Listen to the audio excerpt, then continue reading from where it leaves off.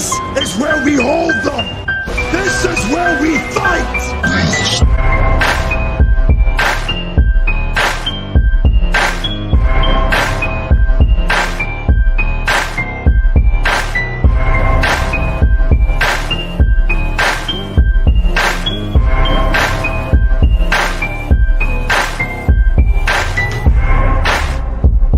You are now listening to Sweep the Rack podcast featuring Brooklyn Rob and Big Mike.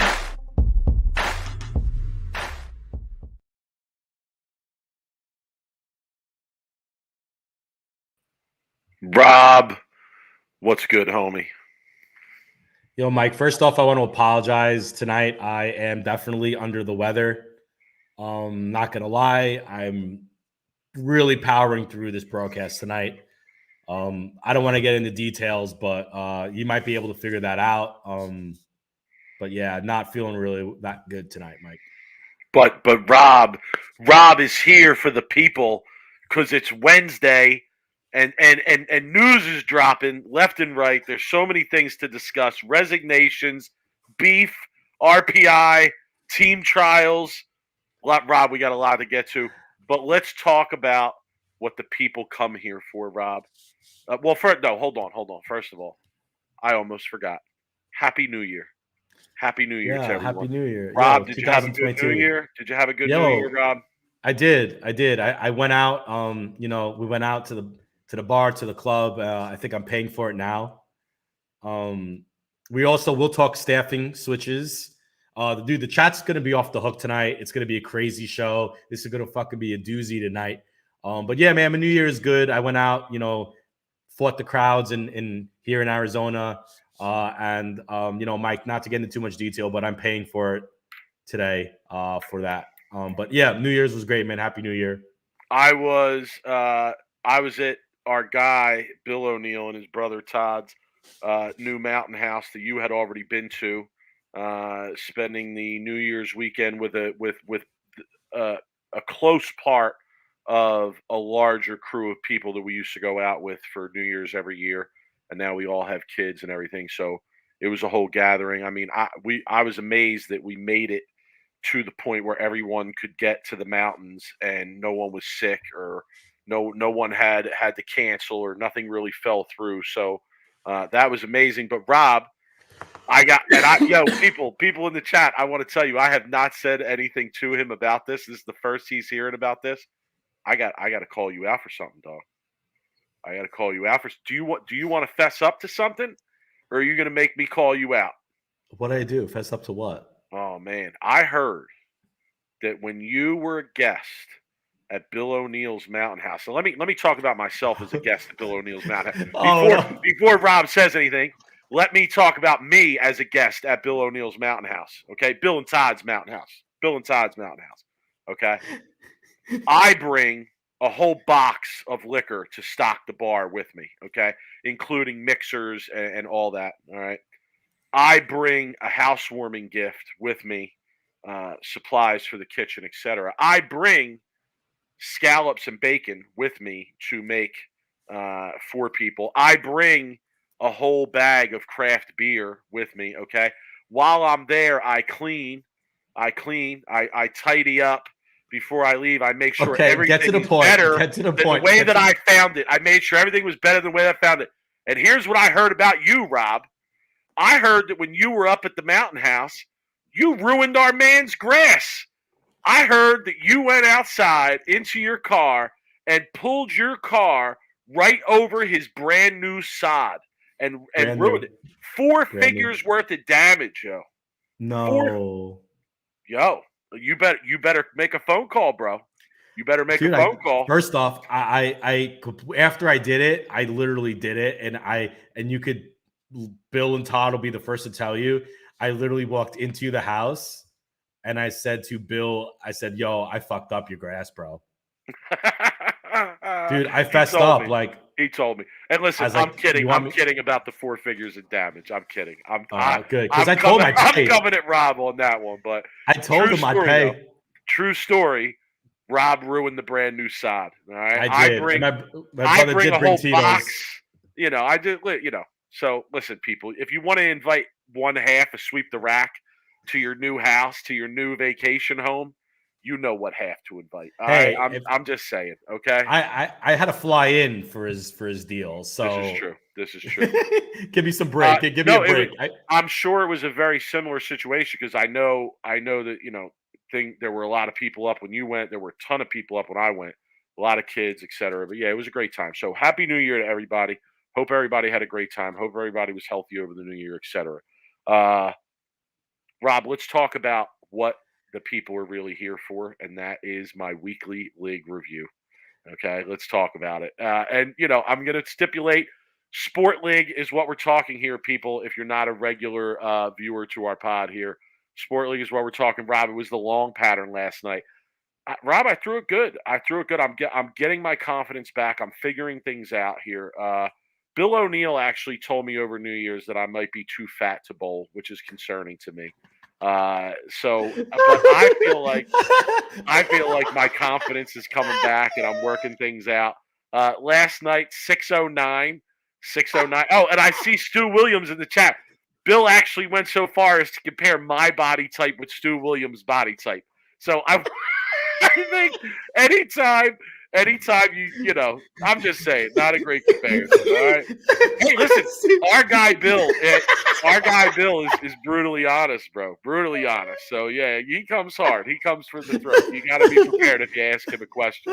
So here, 609. 609 last night. 205, 202, 202. One open each game. One missed makeable for the night. My spare shooting was pretty good.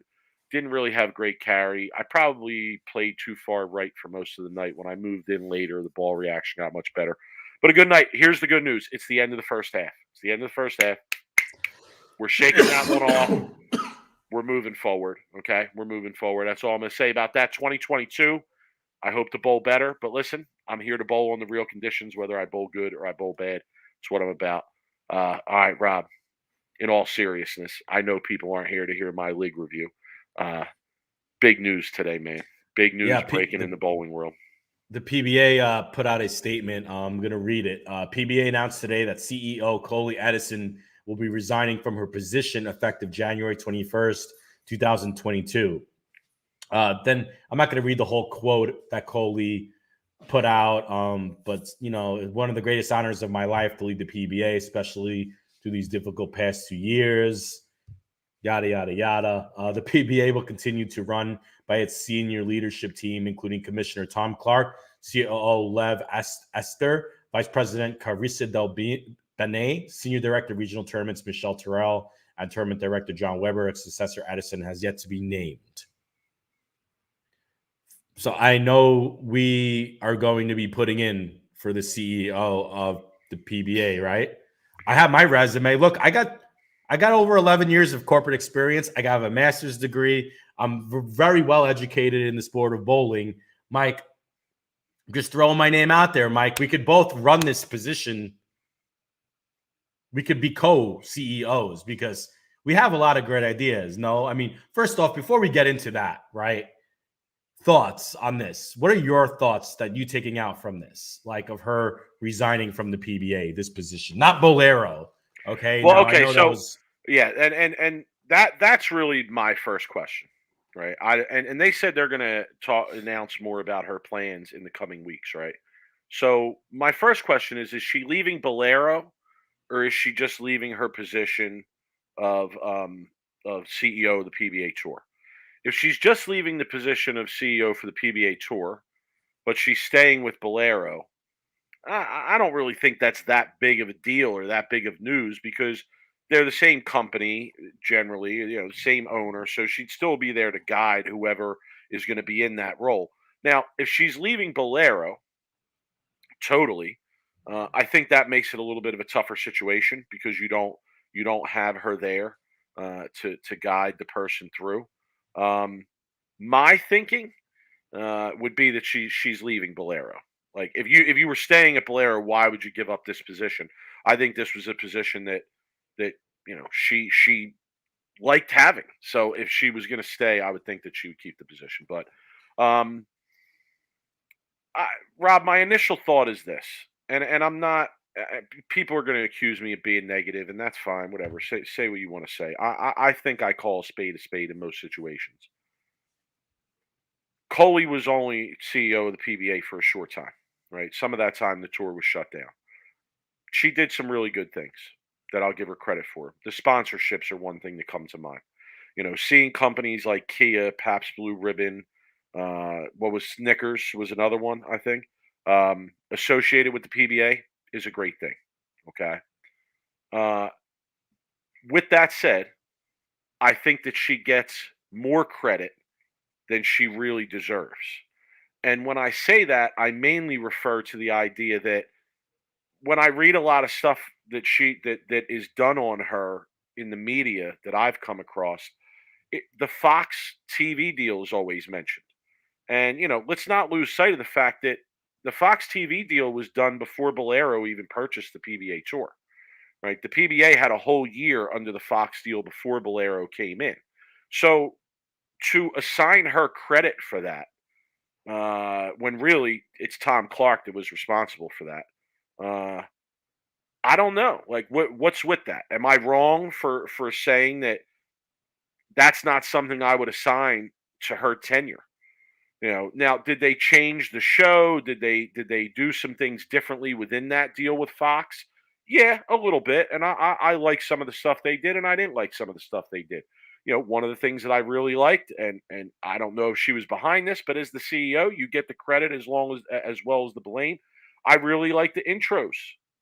Okay, I really like the intros. So, um, Look, like to give I, it to I give don't her. know. I don't know how could it. One last thought. I don't know Sure. how it could be that great of a loss when the impact was not that great, in my opinion. Well, I mean, to be fair to Coley, and I'm very hard on Coley. To be very fair, she did take the PBA over at a really, really bad time in like just COVID in general. Like True. 2020 obviously was a terrible year. So I'm sure there was a lot maybe plans that could have never happened. So Yeah, but is yeah, it she is was it dealt a fair hard again? hand. Is it fair again? And I'll ask this instead of make this statement. Is it fair though in that period of COVID where she was the leader of the PBA, and we talked about this on previous pods? Is it fair to criticize the fact that a lot of time went by during COVID when the PBA could have taken advantage of that and they didn't, right? And we talked about that. So I'll give her the slack on that, but at the same time, I think there's some criticism there that can be doled out over those time periods as well. Um, some people are going to assign credit to her again for how much money the players bowled for last year, right? Let's keep in mind that they didn't finish the previous season. They didn't have the PBA League. They never finished the World Series of Bowling. So one tournament, which was $250,000, and Kyle Troop won that tournament. It's almost exactly half of his earnings through the PBA for the year. A lot of that money came from, it seems at this point, those events never taking place because this year that event is back to 100,000. Right, still an improvement across the board, but not what it was. Right. So Somebody saying from Tony, her good to hear post on from you. Facebook. Okay. Yeah, from her post on Facebook, sounds like she is leaving both. Um, Look, there was some speculation that got back to me that she might be leaving for the WNBA. Now, that's just speculation. That's not any facts. Our fans are pretty in tune to what's going on out there. We actually did know she was resigning from the PBA days ago, but we didn't know. We couldn't validate the source because the email that we got, whatever it was, the details behind that. But our fans are pretty in tune to what's going on. So if she was leaving for the WNBA, and that gets talked about or that actually happens, I wouldn't be surprised. Now, I Tony, don't Tony, blame. what I would ask is what did she say in her Facebook post that makes it sound like she's leaving? Phil Cardinal in the chat saying she is going to the WNBA. That's somebody who's plugged in if it's not a burner account. So clearly to do that, she would have to be leaving Bolero.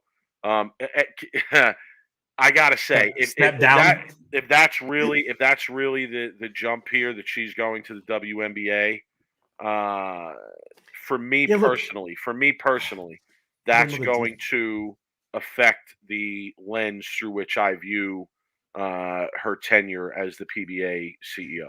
Look, but you don't know her details. Look, I've been in corporate America my whole life. Okay, so I don't blame Coley for leaving Bolero or the PBA if a bunch of money got thrown at her to come to the WNBA, right? Which obviously has more money than the PBA does, or Sure. Bolero probably does. Coley never knew bowling, okay? She never was a bowler. She never was a competitive bowler. Coley is a corporate woman. She's a businesswoman. She's doing she's doing what she does best. She's looking out for herself, okay? That's what you do in corporate America. I'm not blaming Coley for leaving. I'm not blaming her for going for greener pastures, right? Is what we call it. But what I will blame is the fact that Bolero in the first place put someone in charge, a CEO of the PBA, that didn't know about competitive bowling, that only knew about one side of the business and not the other side of the business. I do feel like that Tom Clark, regardless of how much criticism he gets, he does know the competitive side of bowling. He's been doing it for so long. And I kind of feel like once Coley came in, it kind of took the legs out under him. You know, when we interviewed Tom Clark on our show, you know, a couple of years ago, and some of the ideas he was talking about on our show, we were very in line with a lot of the stuff he was talking about, right? And I had a whole new perspective from Tom Clark about after that interview. So, you know, I kind of feel like when that whole thing happened, Tom kind of got put as, you know, playing second fiddle to a lot of like stuff that's going on. Now, I'd be curious to see who they bring in. Personally, I kind of feel like Bolero will bring in someone just like Coley, who has no bowling experience, who doesn't know anything about bowling, but will come from some other company that, you know, maybe does marketing or advertising or a big name, and will kind of be right back in the place we started with someone like a Coley running the PBA who doesn't know about bowling. That's kind of what companies do. They won't fish out someone like me or you, not saying they won't fish out someone who has, you know, entrepreneurial business and also knows competitive side of bowling. I don't know if those people do exist, to be honest with you, but we'll see. I'm curious to who replaces. And what do you, if that's the case, Rob, what do you think about that decision? What, to put someone like a corporate donkey up for, because that's a perfect, Take the term from the chat there from Patrick D in the chat. I think it's a bad decision. Me personally, I would look in. I might promote Tom Clark to CEO, right, and put him into a position to actually run it with Bolero. Like, I mean, why wouldn't you? Like, he's been doing like a pretty good job, I think. Like, he obviously has some things to work on, but I don't know. Like, that's maybe what I would do, and that might get a lot of criticism, but I kind of feel like Tom he's in kind of in tune to a lot of what's going on in the bowling world. Okay. All right. What would you do? Who do you want in there? Who would you see in there? Except for me or you, obviously. I don't know. I mean, oh, here's a good one. Ooh, see, Mike now Fagan. We're talking. Now we're thinking outside the box. I love Mike Fagan, by the way. I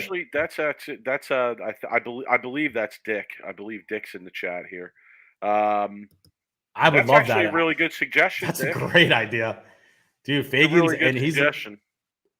Could you imagine if Fagan was CEO, man? I make one call. I'd be like, yo, bro, like, I don't like what you're doing here, man. Like, you got, but no, Mike has got the intelligence. He's got the education.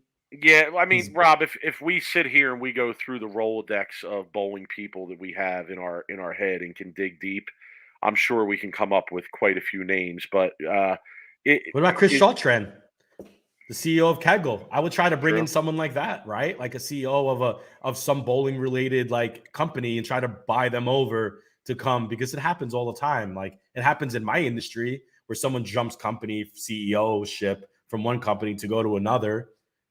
I would look into something like a Chris Shawtran or maybe a CEO of like a bowling ball company, right, to come over. I don't know. I might be totally off base with this and just misremembering what I was told. And we interviewed Fagan, so I should remember it, but it was literally one of our first interviews. What he's doing with the bowling center stuff, Rob, is Robbie Spigner involved in that as well? Yeah, Spigner's big into the corporate world. He is. Okay. That's another name. That's a name. that came to my mind when you asked me that question, Yeah. because I know He's another one too. he's as bowling educated as you can get. And Yeah, but if you know Robbie Spigner, he's a little bit hard to like work with. I love Robbie. He's been a friend of mine for a while. maybe But we need somebody like that. Maybe we need somebody who's going to come in and let be me read willing this comment to real put quick. a little 10 Pin fire. Life. New comment from 10 Pin Life. Good. They need someone who can draw eyes to the sport using assets they have in their athletes. Who cares if they know how to bowl? I'm not saying that they need to know how to bowl, but they need to know what the competitive bowling industry is like. Coley had no idea had any clue of what a competitive bowler was. It has nothing to do with knowing how to bowl, but it's being in the industry, in the competitive industry side, right? Well, like, I mean, Yeah, it's understanding simple stuff like why there's qualifying. Like 10 pin life. You're saying that to us, but do you understand, or have you listened to this podcast long enough to know that those kinds of questions were asked when Bolero took over? Like, why do you guys bowl qualifying? So yeah, for us to sit here and say that we would like somebody in that position who understands what qualifying is and why it's bowled, I don't think that's too much to ask, to be honest. Not to say that they have to be a great bowler. Mike, there are so We many have we have some suggestions in the chat. Ron Tim Buck, Hicklin, Tim Buck. Everyone will be banned. Tim Mack from a promotion and motivation perspective. I like it. I have another suggestion, and this would never happen because it's a total conflict of interest. Why is there qualifying? But Scott Camp, I'm dead serious. I'm not joking. You think I'm joking, but I'm not joking. How about the owner of Storm? Dude, I mean, I thought about stuff like that. Like, why not? I mean, they have too much of a good thing going with Storm right now. So I couldn't imagine him, like, I couldn't imagine Bill Christman jumping ship, but I mean, you could have like your wife run it and you could be CEO. I mean, yeah, just, look, it was like, as long as they don't bring in some like just corporate donkey. And I love that, like, that terminology, because that's been just the way it is in corporate America. It's just like, you know what they'll do? They'll find some big name out there, like I don't know, just some company, and they'll bring in the CEO from them, and they're going to come in and say, they're all excited about this new opportunity, and then they don't have any idea about bowling. So I think it's important. Anyway, yeah, it's interesting that she resigned. I'm not sure if it was actually resignation or the PBA, or Bolero maybe getting her out of that position. They were doing good. The ratings were up. So I can't imagine them like actually booting her out. So she must have found a new opportunity with some new money, and she probably just took it. Well, honestly. yeah, I view it a little bit differently than you do, and we talked a little bit Dave, about do you want to start a whole bunch of shit in our chat? Yeah, I know. I was gonna bring it up, but I didn't want to drop a bomb on people. I like Chad. I mean, he's been on our show. Yeah, but there's not enough togetherness in the industry for that to happen. Yeah. I mean, there's probably a bunch of candidates. Look, there's a lot of well-educated, successful bowlers out there. You go to any league on your Thursday night or Tuesday night that has 40 teams, you will find business owners, entrepreneurs, college-educated bowlers in most all of those teams that you bowl. People that right? Business owners, company owners. So they're out there. Now, can you put someone directly in that and put them directly into a CEO of a PBA position? Probably not. I think it would have to be someone who worked with the PBA, right? Like, to me, if I'm the Bolero, that's where I'm looking. I'm looking at people who have already worked with the PBA, Right. or know what the PBA is doing. So we'll see. But so my take on her tenure, a little bit different than yours, as we discussed. I'm not selling my Bolero stock, Mark. So and again, I'll probably take some heat for this, but that's okay. I really feel like for a decent part of her tenure as the PBA CEO, she really used it to promote herself as much as she did the PBA. Oh, complete stepping stone for her career. A lot of what I saw in terms of the media related to or surrounding those developments when they happen again, was as much related to her as it was the PBA, right? Every article you saw, it mentioned her. On the shows, a lot of times she found a way to have a role in the show. Constantly mentioning the female CEO of a professional sports organization. So that's why I Undercover say, like, boss.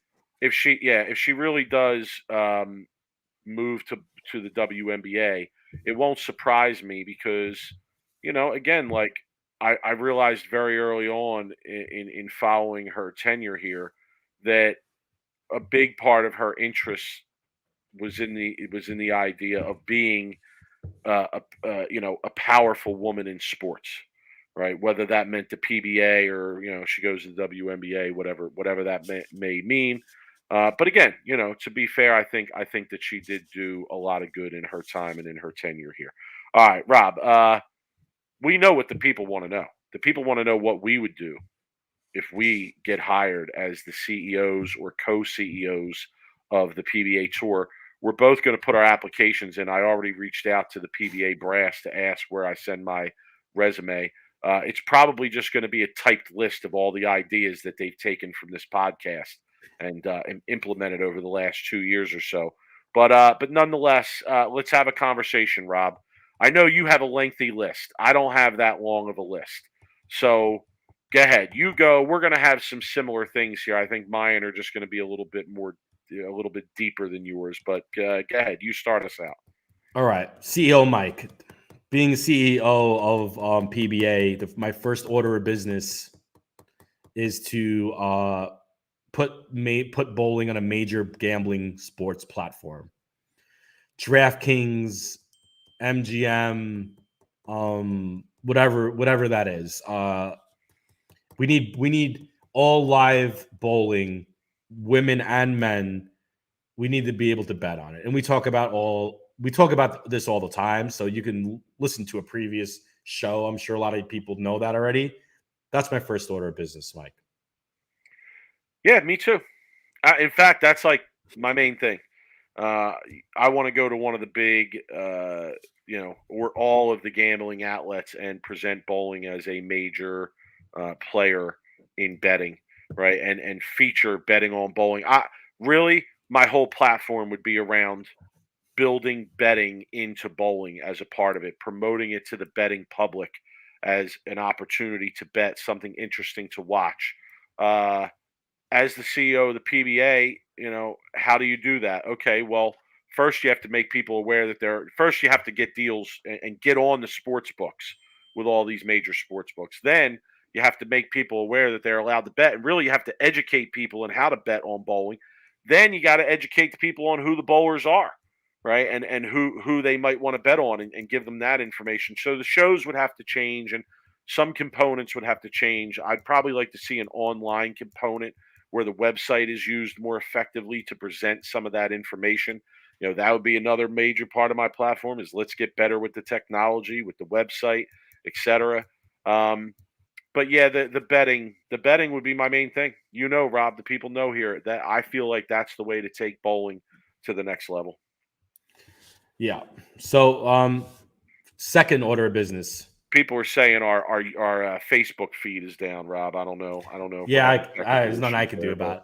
Okay. Nothing I can do about it. If it's down, sorry, I'm just gonna have to rewatch it or jump to YouTube. One streaming service, Mike, for all bowling. All bowling. I don't care. If I'm a CEO, I have to go to Chad Murphy. I have to go to whoever I need to go to, bowl.com, and get PBA, PWBA, college bowling, Team USA trials, youth junior gold. I need to get them all on one streaming service. And then I need to invest in that streaming service. I need to get more cameras, more pairs. I need for the fans to be able to. Junior gold is a good example, Mike. If my kid is bowling junior gold and I can't make it, I need to be able to watch every game of his qualifying, every game of his match play. I need the streaming service to be that good. Same thing with the PBA. If I'm a Jason Belmonte fan, I need to be able to watch every game Jason Belmonte throws from every tournament every shot he throws, I need to be able to be in tune to what's going on. As a Bill O'Neill fan, I would love to be able to, on a Saturday, right, of him bowling a 8 games of match play or 16 games of match play US Open, I should be able to go and watch every game live feed. And Mike, let me take this a step further and combine this with my first initiative. I should be able to bet on these match play games while I'm watching it on the live stream and betting it through an app on like DraftKings.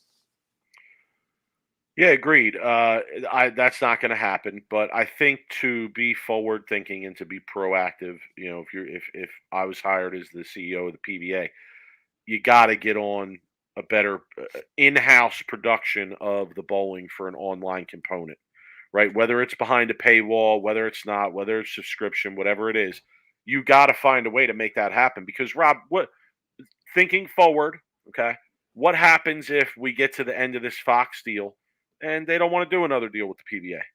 And now again, the PBA is faced with not having a home. I think they really need to be ready to transition to producing their own content.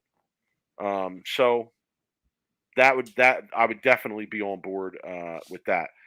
To me, one change I would try and get in there, I would like to see is, when we did the PBA schedule, that I set the schedule as kind of short, right? It went from like May until the end of the summer, or no, it was March till the end of the summer, right? Here's the other part of that. I would love to see the regional program get built to the point where a good regional player can make a living, bowling well on the regional tour. Prizes of, let's say, 10,000 or 20,000 on the regional tour, where if a guy has a really good season on the regional tour, that's enough to sustain himself. But here's the thing: maybe take a shot at the big tour. Right now that's nowhere near the case. I think if number 1 and number 2 of my initiatives is really followed through with, and there's been investment in that, I feel like that will trickle down because the sport would gain a lot more popularity because of the fact you can bet and you can watch pretty much live every shot and bet on it pretty much every. Now, I'm not talking live betting where you could bet on if the guy's going to throw a strike or a spare. It could get that. Maybe. I think that would be great. But if there's a delay and, you're able to maneuver around about that, whatever that is, but because it's so quick, but you should be able to at least bet per match. If, like I said, if Bill's bowling 16 games of match play, I should be able to bet 16 games of his matches every game. Now, that's just completely forward thinking. But guess what? As a CEO, CEOs that's what you're supposed to be. You're supposed to be thinking big picture. You're not thinking today. You're thinking what my company is going to look like 5, 10 years, 20 years down the road. That's what I would take. You got to be able to bet from the beginning of the tournament all the way through the last shot. 100%. And you got to be, and plus it would, as a fan, it would make me so much just have my guys that I love to bet on. I love I've won, 12 matches out of the 16 I betting Belmonte. Then you get you become a fan of his and you keep betting on him and you build a real fan relationship with the pro bowler. So, okay, that being said, my next initiative would be some kind of off the beat, entertaining, UFC type reality show, which I've talked about numerous times in this show, to gain a bigger audience. And I might put it on a network hey, I have a Fox deal, right? Why not cut a deal with them where they would actually can show this on Big Fox, right? 1 hour a week, half hour a week, 8 amateurs in the house, 8 pros in the house. You've presented this numerous times before, and listen, I love it. I got love for you, but I feel like you're getting to that stage of pipe dreaming here now, right? These are things that I don't even think as the CEO you could do. If I'm CEO, here's one more major change I'm going to make. I said I only have a few. Here's my last one. I'm changing the setup of the entire set of the show. Okay, what are you doing? Now we're talking being there. Right? Fans being there. I'm going for something between Bayside and darts. Yep. I knew where you were going with that. Yeah, exactly. So two lanes with the fans. Yep. I'm putting I'm highlighting the 2 lanes. I'm blocking off an area for the bowlers, okay, so that they can get around and do what they need to do. And then I'm giving nobody a place to sit. If you're coming in to watch the PBA show, you're standing up. Maybe we have tables out for people's drinks. No chairs. No chairs. People walking around the back, some music playing because we know that doesn't bother the players. I want chatter going on. I want a huge scoreboard, okay? I want an announcer who keeps the crowd up on who's up in the match and what the person has to do, right? Like basically giving them a breakdown of, okay, what does he need in this frame here, right? That's the kind of environment I would try and create the show. I would work with Pabst Blue Ribbon. I want people drinking. I wanted it to be a party atmosphere. I want it to be something that people feel like they have to go to. Okay. Championship bowling. Your boy got to sit though. Yo, No, not when you come to a man. bowling event. Not when you come to a bowling event. You know, you got to stand. You got to be into it. Exactly. That's where I'm kind of Hard Knocks PBA would be an amazing behind the scenes Netflix, right? Something where like it's popular, mainstream, off the beat. I guess the only other change, I honestly I have a list of like 30 things I could probably talk about, but we only really want to be out here for an hour. I would love to be able to. Rob, I told I know we're going into overtime tonight, so I know. I would love to mic up like tour reps on the shows, and that's not a hard thing to do, right? I would love to be able to get the chatter between Sean Ryan and a Belmo in the middle of a major, right? Or if they're chattering off commercial, what did they talk about? Let's hear their conversation. I think that would be I want to hear what the ball rep says about the shot when he's watching it, but not talking to the player. 100%. That's what I want to hear. I know. And I love that behind the scenes chatter. Do you remember when Flo did that documentary with Tom Doherty and you were able to hear Tom Doherty? Dude, that was amazing. I don't know why they let's keep doing that kind of stuff, but let's do that every week. Right. We need more of that, like off the beat chatter. I don't know, mic up people like that are close to the fan, like that are in the back. I don't know. Something different, but I think the tour reps, hearing the pros talk to the tour reps or the tour reps just talking in general would be an amazing item. And once the PBA is listening to the show and they hear that idea, I guarantee you that's going to get put into place by this year or next year. I want a lot of bleeps too, Rob. Oh, I want them to be themselves. Mic up Tim Mack, and you can probably get a lot of that. I want bleeps. I want them to be themselves so that it's good content. Yeah. Leon Platt, follow a different star or two every week so fans get to know the players. Exactly. Like they need to be a little bit off the beat. They need to get more relationship. They need to get more storylines on the pros. They need to build more engagement between the fans and the pros. So, Mike, I think that finishes our CEO segment, right? Rob, did we just give a winning pitch to be the CEOs of the PBA Tour? Yeah, is that what we just did? Yeah, pretty much. We don't even got an interview. We should just have 2 seats ready for us. That reminded me of the scene from Step Brothers where they go for the job interviews. We just crushed that. Yeah, I mean, we just nailed it. We don't even need a second interview, Mike. So, Mike, where do you want to go next? More news, Rob. There's more news. Well, actually, let's tease the people, Rob. Yeah, let's tease the people. So we gave you a Christmas gift. It was the Marshall Holman interview. We gave you a New Year's gift.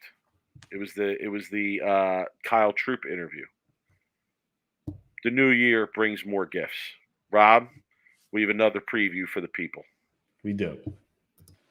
I am not bowling, but first of all, thanks for having me. I do appreciate it.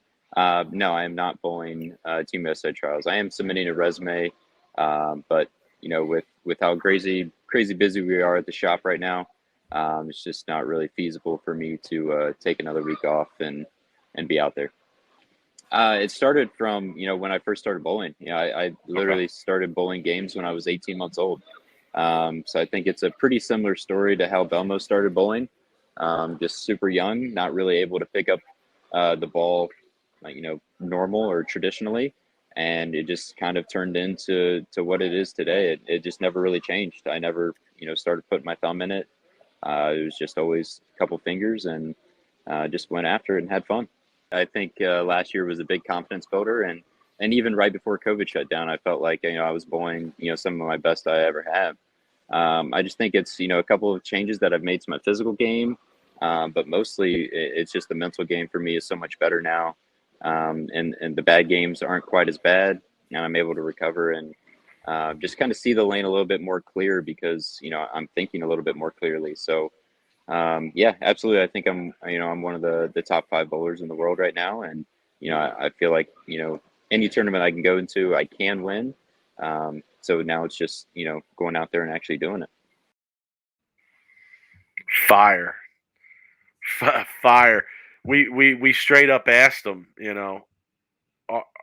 do you view yourself as one of the top players out there now, being that you had the year that you had last year? So really interesting. Jimmy in the chat asking, did Rob ask? You actually did bring it up. He brought it up. He didn't really ask him, but he did ask him if Chris Vi is the new eligible bachelor on the PBA tour, replacing Kyle Troop, since Kyle is now taken. And the answer, you got to watch. You have to. I got to watch it. Got to watch it. So that interview is going to get. I'm going to post that this Saturday morning, 9 a.m. Eastern Standard Time. So you can check that on YouTube in all audio formats, Spotify. Leon, we are getting to that. The people know us so well. That's why we love you guys, because the people know us so well. They know exactly, let's do it. They Mike, know exactly where we're going. It's the next thing on our list. Rob, do the staff switches even matter anymore? Personally, if it's not, unless it's a top 5 player, like unless it's someone like a Belmo, a Kyle Troop, an EJ Tackett, I personally, I really don't care. It doesn't change anything really for me. I think maybe Shannon O'Keefe would probably have been, to me, and Missy Parkin maybe would have been the 2 PWBA pros that I kind of stepped back a little bit and said, whoa, like Shannon O'Keefe was like the Lady Hammer version of what Bill is for Hammer. You would, Big Dog's in the chat. Big Dog's in the chat. Well, I was getting to my point, Sean, okay? Like, he popped up when you said top players who switched staff companies. So yeah, which we talked about him, right? That was a big switch, and it paid dividends for him immediately. I think he won his first title, didn't he? That was his first tournament on Global, right? Was a win for him. So it's showing that the difference. But like that's what I'm saying is like unless it's like a top 5 or top 10 pro in the world, to me I don't really care. But like I said, Missy Park and Shannon O'Keefe to me were the 2 highlighted women that kind of stepped back and said, whoa, because she was the face of Hammer on the women's side. No, Mike? Yeah, for a while too. I see in the chat someone commenting that Claire leaving Columbia after 15 years. Yeah, I think when someone has been with a company for a long time, that sort of has an impact. Sure. Patrick D in the chat. There's so many good comments here. I gotta get what the fuck? Patrick D. Yo, I asked the same thing on Twitter. Some people Conor McGregor. Somebody said it's a part of California bowling products, and they're popular in Japan, I think someone was saying. Jimmy chiming in, the entire PWBA went to Storm's son. Yo, Evil Empire, son. Evil Empire. So I put that out there, Evil Empire status, right? And you know what? And John Zerbinski on Twitter, he didn't come at me, but he definitely replied to me and was like, hey, why do you call them that? And I told him, I said, listen, it's a joke. I understand they're good people over there, but the reason I call them that is because they're like the Yankees, they're like the Patriots, where because they do what they do, it's kind of easy to look at them and say, well, come on, the success isn't even fair because of how many great players they get, or however you want to put it, right? Do you know why I don't like that name?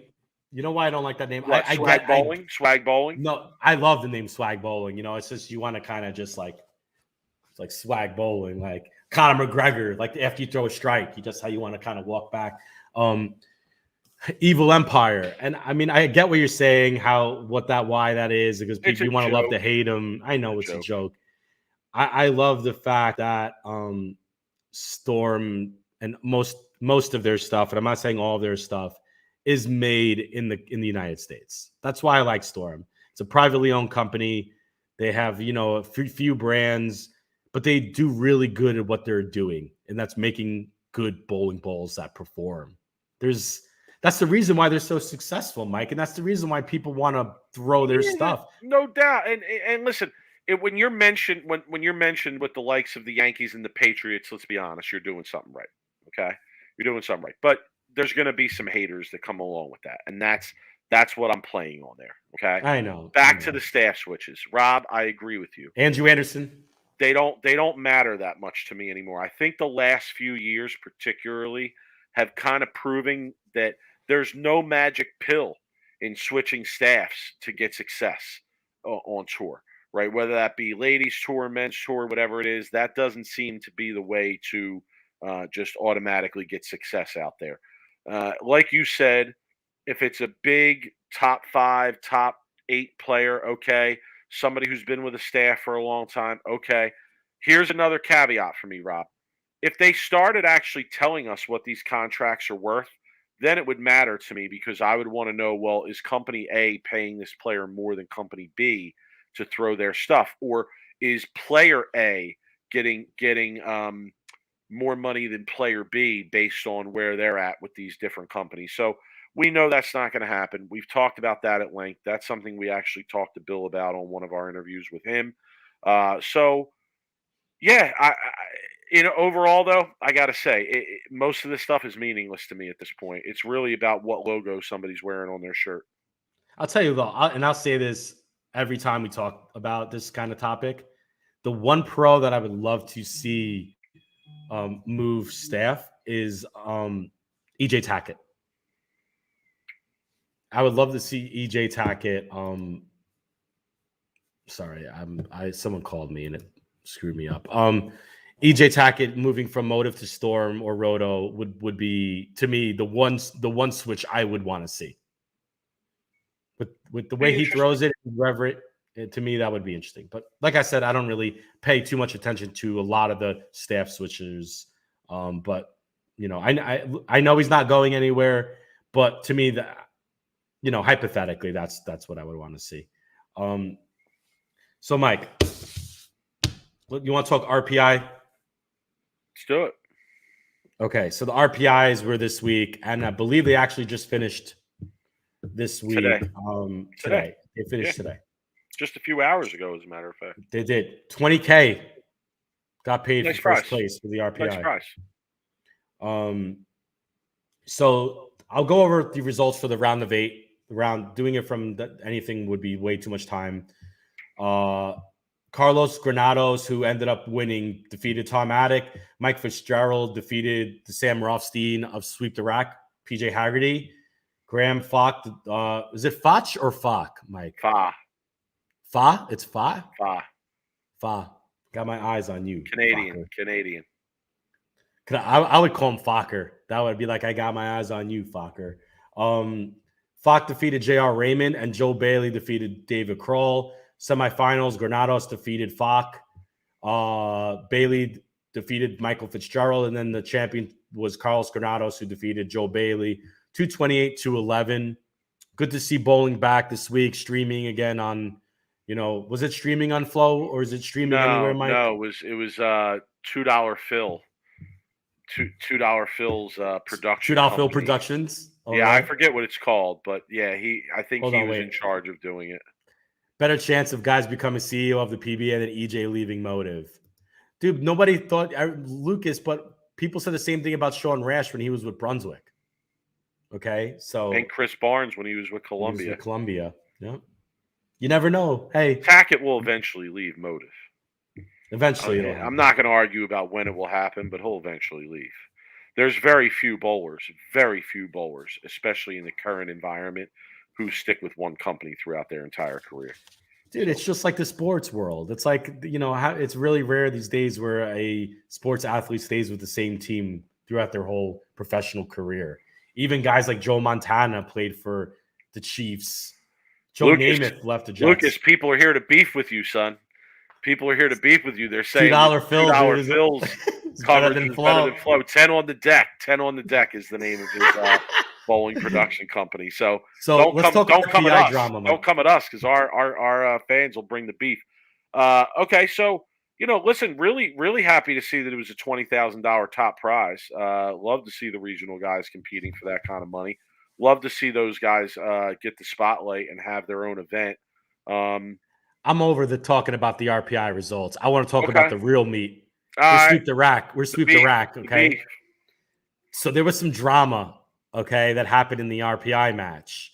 And I got a few people reached out to me like, oh, did you see PJ Haggerty got into it with Mike Martell on the lanes after their match? And I said, ooh, what happened? And he's like, well, we don't know. I'm like, well, what do you know? We're friends with PJ Haggerty, so let me reach out to him. And I reached out to PJ. And PJ exactly broke it down to me what happened.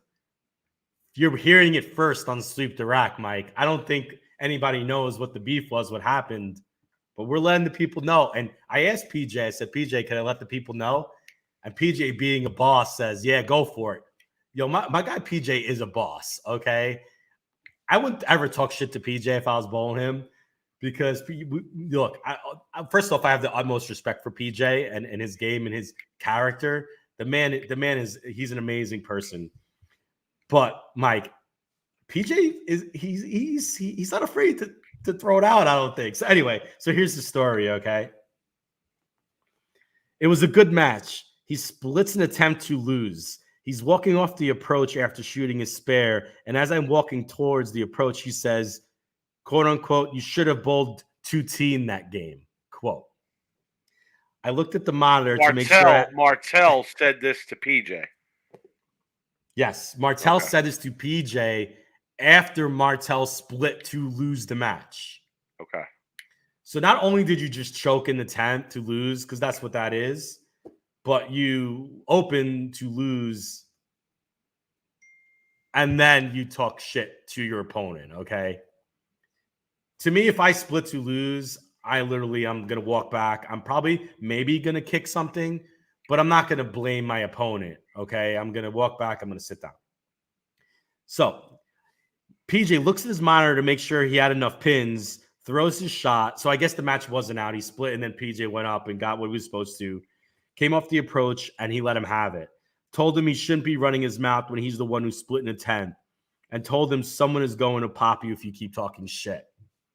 He said, have you ever split an attempt to lose?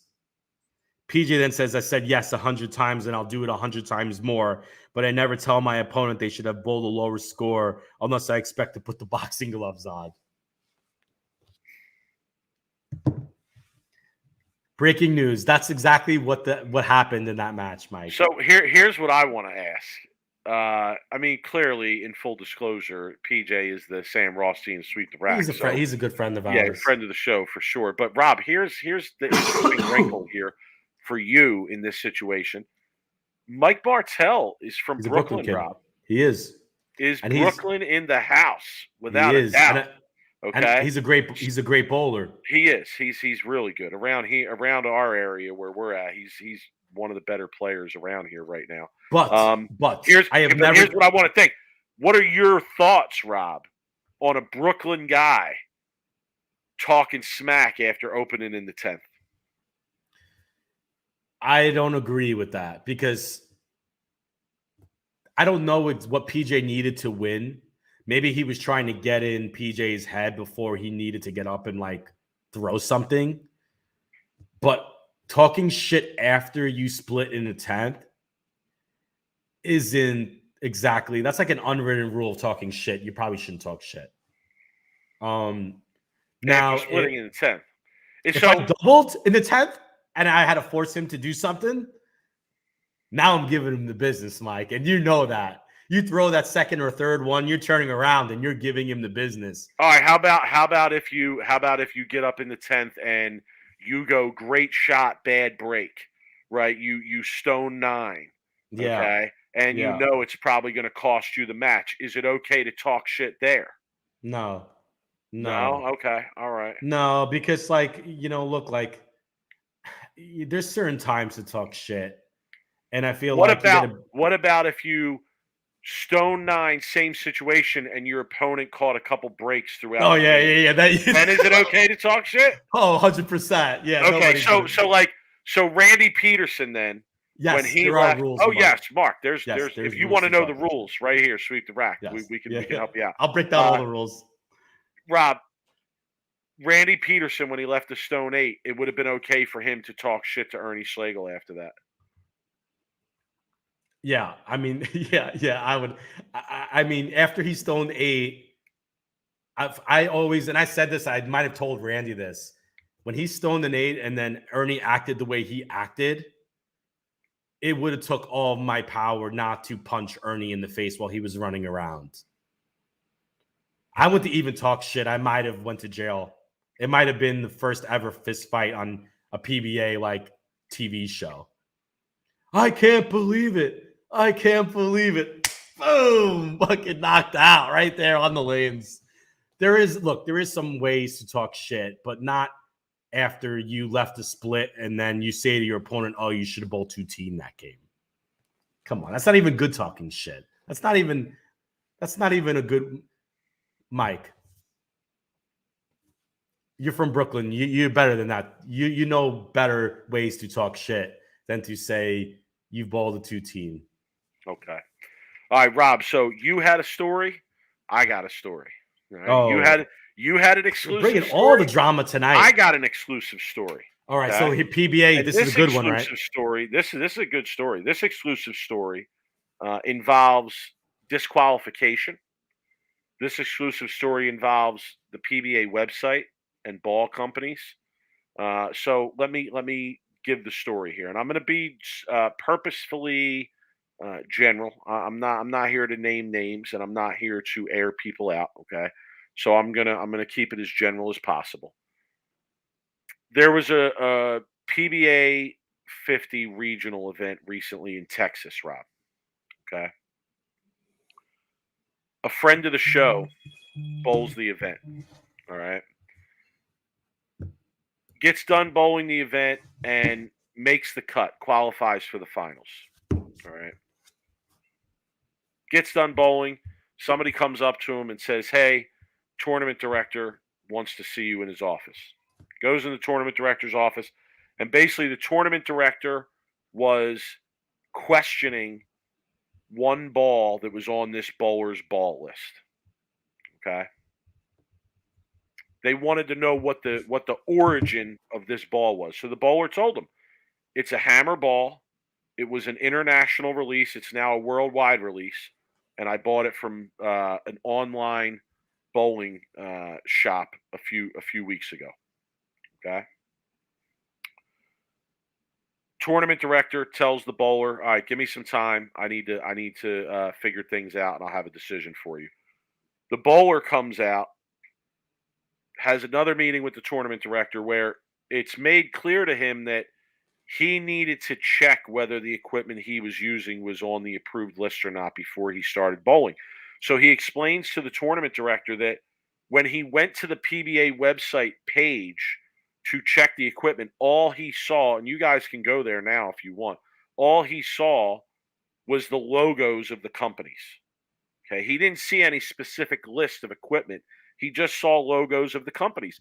There was also no explanation indicating that he had to click on the logos to see the list of equipment, of approved equipment, right? So needless to say, this bowler, he never clicked on the logo. He never went through the entire list of approved equipment, and he used this ball that was not on the list of approved equipment. But here's where things get a little bit crazy, okay? The bowler reached out to someone at Brunswick. Right? Obviously, that's who the maker of the ball is. Hammer A big ball, shot okay? too. A big shot. Yeah. Again, I'm not going to name names, but they reached out to someone higher up in the Brunswick organization to try and find out whether this particular ball should have been on the approved list or not. Right? Because let's be clear, there's no testing of these balls. There's no, there's nothing like that. It's basically just paperwork. Submit the paperwork for the ball. Ball gets approved and put on the PBA list because these companies pay their registration fee. Okay. Person gets in touch with a higher up at Brunswick. Higher up at Brunswick tells the bowler, "Yeah, this ball should be on the approved list."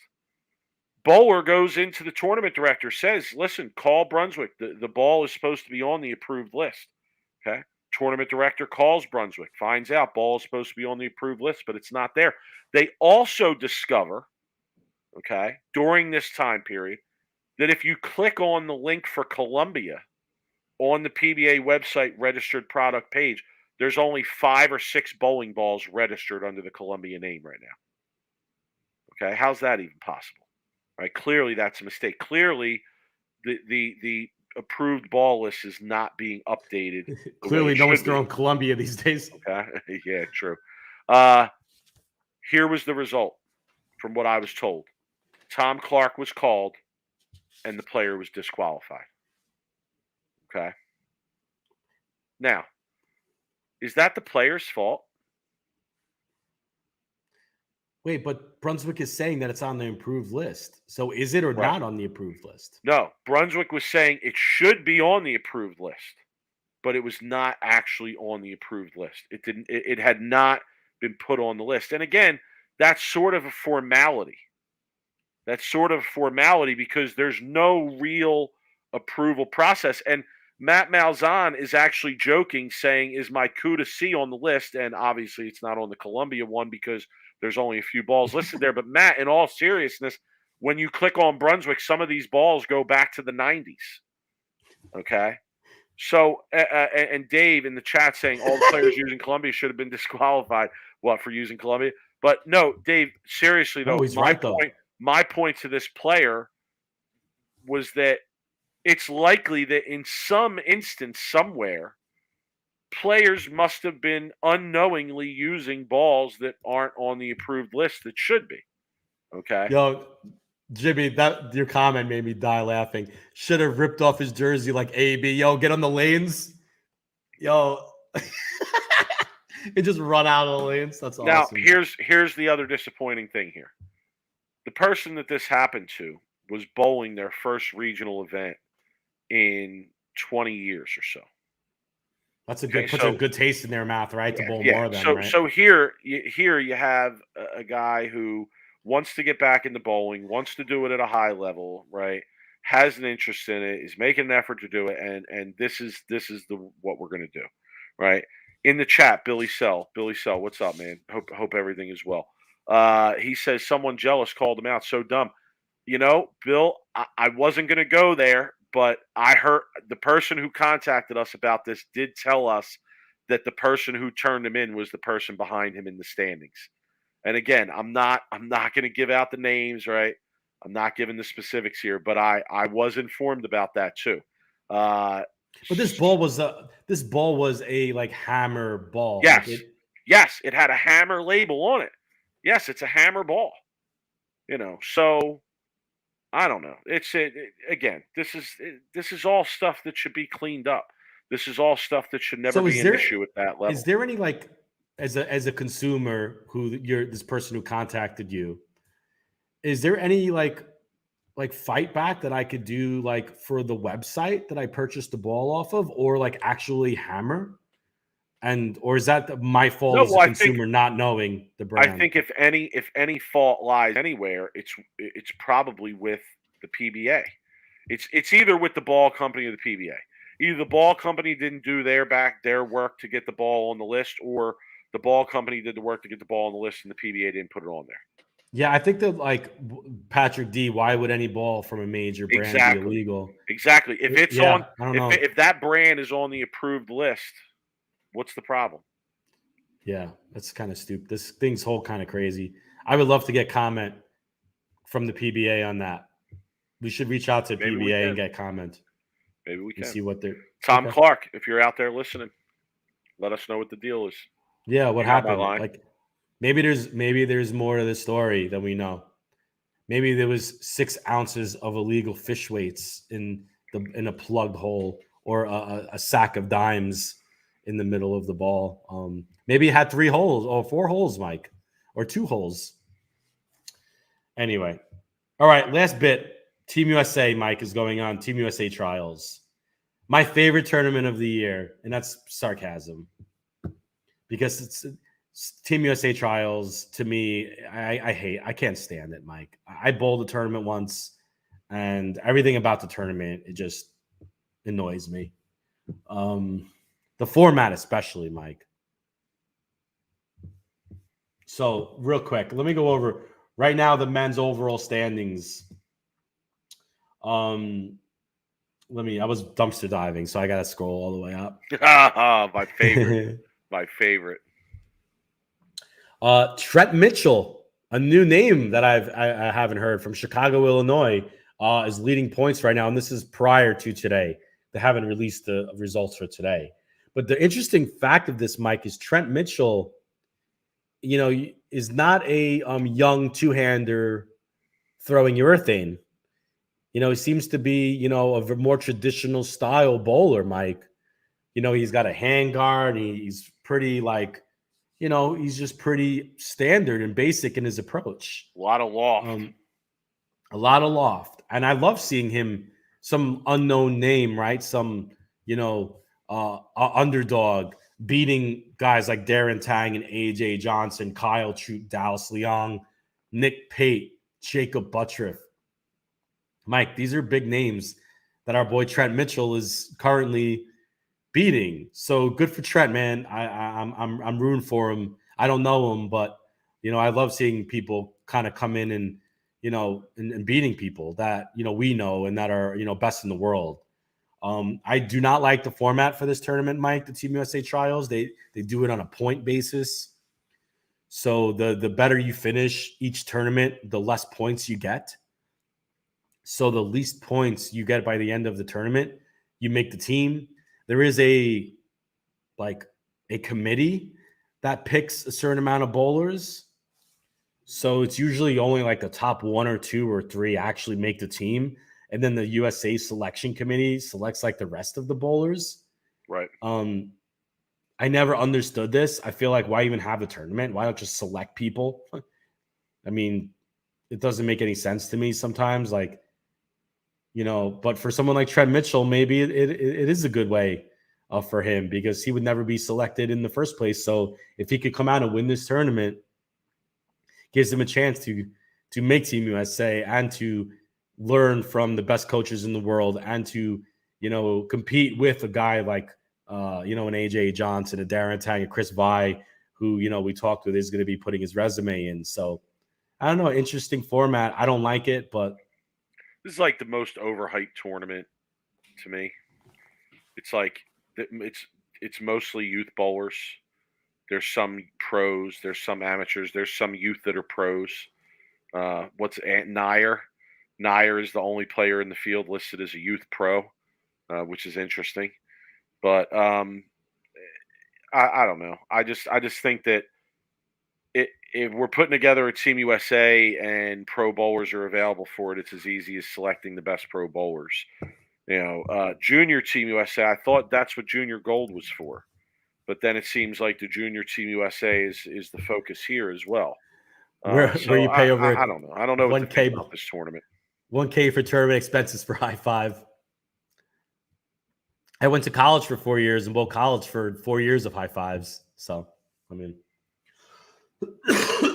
I don't like the tournament. I don't. It's redundant to me. It's like, do you really need a tournament to tell you that Kyle Trout should be on Team USA? No. What are the entry fees and how much profit are they making? They're not making any profit. They're barely making any. Do you really need a tournament to tell you that that somebody like Chris Prather should be on Team USA if he wants to? No, I really don't think you do. And then again, if we're selecting Junior Team USA here, then what's Junior Gold for? Right. So yeah, I don't know. The whole thing is a shit. It's a train. So there's some comments about people saying about the overseas balls and you can't use them, etc. I understand that. I clarified that this was an overseas ball that got switched to a worldwide release. Okay, so should have been good. Cool. All right, so, Rob. Mike, that's pretty much everyone's waiting for. You know what? The best part of the show. Let me find my. Let's give it to him. My Mac's gonna die soon, so let's go. Oh, we gotta do it.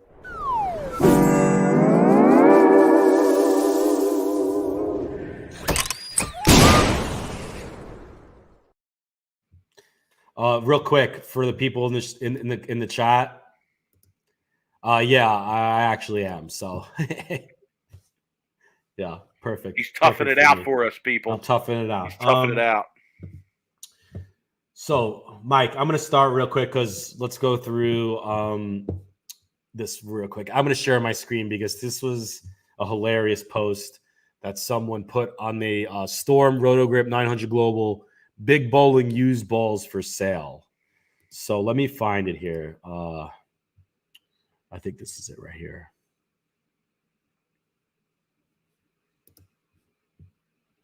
Let me see if I could zoom in here. That's possible. Anyway, I'll read what the post says. The Wolverine did some work. First game, I was lost. Second game, hit it with a quick 1,000 grit and then figured it out. Ryan Martin, you have won worst of the week, buddy. Congratulations. You just announced that you cheated in your league.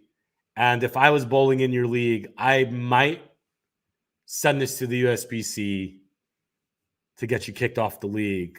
But you're an idiot. That's just plain dumb. You probably don't know the rules, but that's completely worst of the week. You just hit you just announced to the world that you hit your game or you hit your second game with 1,000 pad and you figure it out. So he's lucky Tim Buck doesn't bowl in his league or that he didn't post that on the USBC discussion forum. Otherwise, Tim Buck would have people hunting him down. Speaking of Tim Buck, we found out that he actually is a moderator of a Kansas City Chiefs message board. In case anybody didn't know, throws people out of there too. Yeah, Mike's getting tired. So Mike, hit us with the worst of the week. Listen, it's my late night on Tuesday nights because of league, and then last night we had multiple machine breakdowns, and I didn't get done bowling until 11:30, and didn't get home until midnight, and it was a very late night for me. So yes, I am exhausted. Here's my worst of the week. It's from the 900 Global message board. Okay, Brian Gribbler, congratulations, you won worst of the week. Here's his post. Need someone to tell me to pull my head out of my ass. Have shot mid 200 first game of league for the last few weeks, only to follow it up with a 190-ish and a low 200. I think I am over anticipating the transition and then making adjustments that aren't needed. Throw it better, dummy. What you bowling on, dog? What you bowling on, dog? Lord. I mean, you're bowling. Good Lord. If you're bowling on some house, patch pirates, bro. Love the patch pirates. On these patch pirate boards are as bad as the USBC discussion board. They really are. It's crazy. Yeah, it's tough. All right, Mike.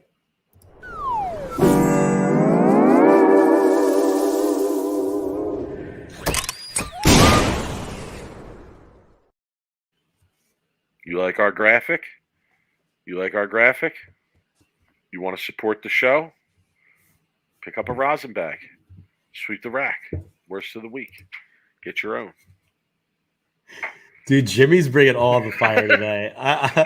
Final thoughts. Is it possible to argue with the Peru shot? If anybody doesn't know what that's in reference to, is a Twitter post that my brother Jeff ends up pretty much arguing with everybody on Twitter. And then he starts fighting with Lucas. And for some reason, Lucas brings in the Parashad name. Like, we're all hard to argue with. First off, I'll admit when I'm wrong.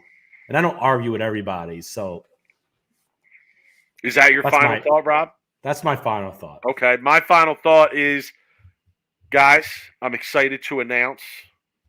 Very happy to announce. I put it out on Twitter, but I'm doing it here live on the podcast too. It's been ball signing week. It's been staff. Happy to announce.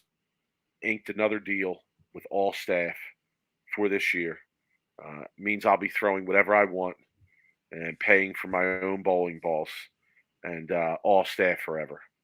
So life contract for me. Life contract. So thank you. I appreciate the congratulations. And once again, we just want to thank everybody. I want to thank everyone for their help in getting me that all staff contract. Rob, We promised the people overtime. We have gone into overtime. There was a lot to talk about tonight. I had a wonderful time engaging in debate and conversation with you. I feel like as the shows went on, your like service has gotten worse, like your internet service. Yeah. Okay. You just keep getting foggier and foggier. Okay. Sorry. Want to thank all the people for joining us tonight.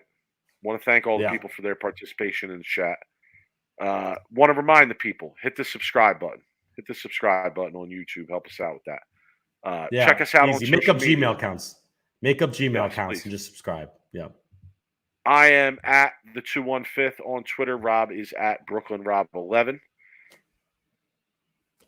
Site, sweeptherackbowling.com. It's better than the PBA website. It is. Hit us up. Email us. Let us know. We love getting the emails. sweeptherack@gmail. Okay. Chris Vi interview. Chris Vi interview dropping Saturday morning. Saturday. All right. I'll be doing some bowling this weekend, I think. Not sure if I'm going to be practicing or bowling an event. I haven't decided yet. But I'll let the people know.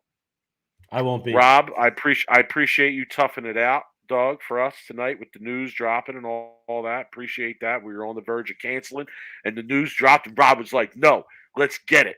So I was like, let's go. Let's get it. Okay? Yeah. We appreciate it, Rob. Feel better. Everybody, have a great week. Okay? Enjoy football this weekend. Playoffs are coming. Enjoy. Have a great one. Check us out. We appreciate the support. Rob, be easy, brother. Yep. See it.